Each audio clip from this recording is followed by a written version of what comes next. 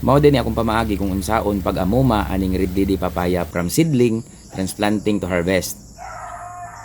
Cubs, may adlaw. Ubay-ubay na dito sa atong mga followers nga nag-request no nga maghimo kog video. Kumpleto nga video from similya to harvest. Kung tungod kay Pasko karon, ako mong lugaran og himo no. Mag-compile kog video, Cubs, bisan nangadelete na tong uban akong paningkamutan nga ma-restore. Unya samanta magsugod syempre sa pinakauna. Sa mga nakabalo na diha unsaon pagsimilya, wala say maguna-una ha kay dili ni salida. Sa pagsimilya, Cubs, mao ni ang atong dapat nga iandam.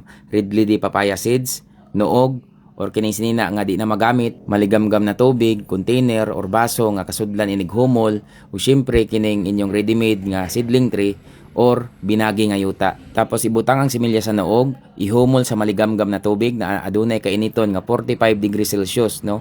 Gikan sa paghumol, maghihap ka 45 seconds to 50 seconds ang iyang kadugayon. Rason nga nung kinahanglan nato ihumol ang similya sa maligamgam nga tubig aron mapukaw ang embryo seed sa sulod no, ug muhumok pod ang iyang seed coat kining iyang tabon sa liso ba. So mao nay pamaagi, Cubs, para mas madali ang iyang pagbuak no or pag-germinate. Pagkahuman ani nga proseso, tabunan siya sa basa nga noog for half an hour or tunga sa oras, Cubs, before ibutang sa seedling tray or bagging. Tapos pagkahuman niya ini, bisbisan og tubig katulo sa isa ka semana. So syempre murag mulaktaw ni isa ka adlaw, matag bisbis nimo, Cubs, no. After 2 weeks gikan sa pagbutang nimo sa bagging seeds or seedling tray, musubol na ang iyang similya, no. Pag subol sa iyang similya, after 1 month, wa na pwede na nimo siya i-transplant, Cubs, no. Ana ra kadali ang pagsimilya. Unya diri na pud ta sa transplanting. Mahimo na ang similya pwede na itanom sa iyang permanente nga talamnanan kung aduna na kini 7 ka dahon.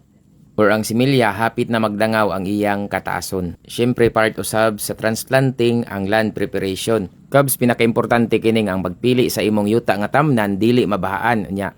Syempre ang quality recommended siya, Cubs, katog yung sandilom or kinibang balason nga klase sa yuta, Cubs. Unya ang distansya matag tanom dapat 2.5 by 2.5 meters ang kalagyoon.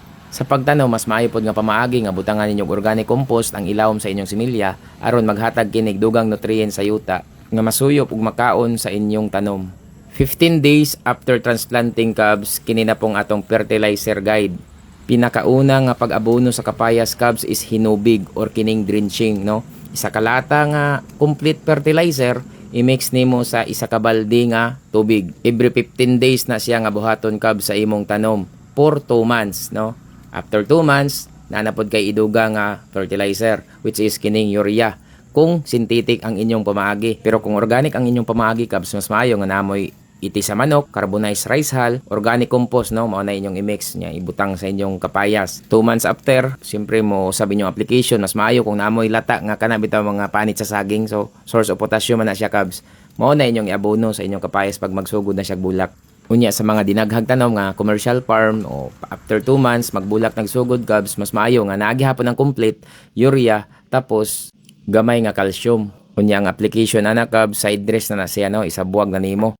Isabuwag nimo sa punuan tungod anang dahon, no, kay kung asa ang dahon ana po diha ang mga root hair sa kapayas which is moto ang musuyop sa nutrients, no. Katong dagko nga mga ugat, Cubs, sa pasagdi na to. Ang importante kanang gagmay nga ugat palibot anang imong punuan duol sa dahon.